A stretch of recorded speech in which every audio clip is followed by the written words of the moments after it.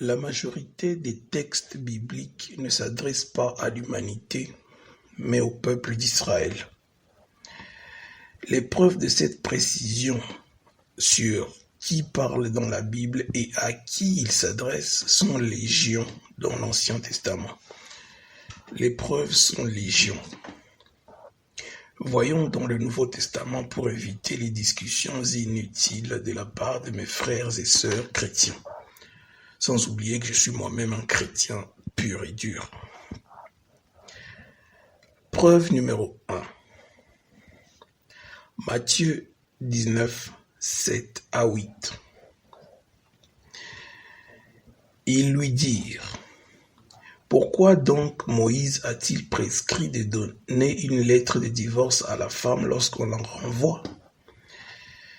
Jésus leur répondit: c'est à cause de la dureté de votre cœur que Moïse vous a prescrit de divorcer de vos femmes.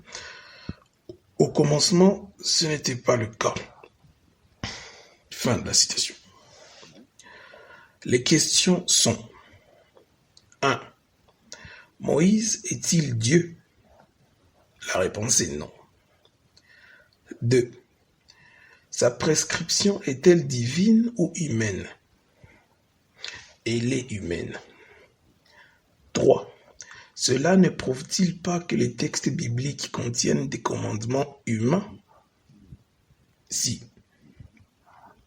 4. Un commandement humain peut-il être immuable, indiscutable, inchangeable ou universel? La réponse est non. 5. À qui Moïse a prescrit ce commandement? Au peuple d'Israël. On comprend pourquoi Jésus dit aux pharisiens: et vous, pourquoi transgressez-vous le commandement de Dieu au profit de votre tradition? Là, c'est dans Matthieu 15, 3. Tu vois, c'est un commandement humain, donc il ne peut pas être indiscutable. Et pourtant, il est dans la Bible. Passons à la preuve suivante. Galates, chapitre 3, verset 19. Pourquoi donc la loi? Elle a été ajoutée à cause des transgressions jusqu'à ce que vienne celui à qui la promesse avait été faite. La loi a été promulguée par les anges au moyen d'un médiateur. Fin de la citation. Les questions sont les suivantes. 1. Les anges sont-ils Dieu? La réponse est non. Les prescriptions des anges sont-elles des prescriptions divines ou angéliques? Elles sont angéliques. Cela ne prouve-t-il pas que les textes bibliques contiennent des commandements d'anges? Si, les textes bibliques contiennent des commandements d'anges en effet. 4. Un commandement d'ange peut-il être immuable, indiscutable, inchangeable ou universel? La réponse est non. 5. À qui les anges ont prescrit cette loi? Au peuple d'Israël.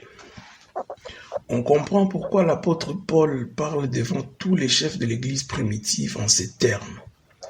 Pourquoi provoquer Dieu en imposant aux disciples des exigences que ni nos ancêtres, ni nous n'avons été capables de remplir?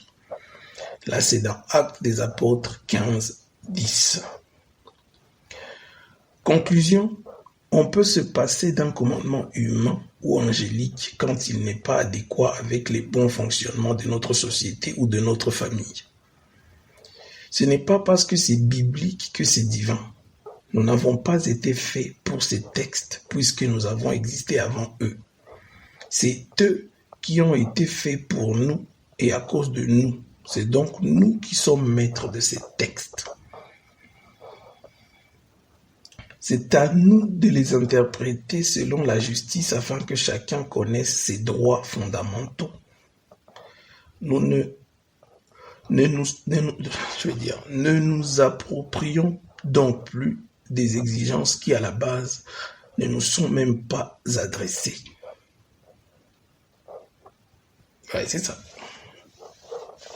Ici, tu vas découvrir la vérité qui va te rendre ta liberté. Plus tu vas m'écouter et plus tes chaînes mentales vont fondre une après l'autre. Le poids des Écritures sur ton cœur sera allégé et tu ne pourras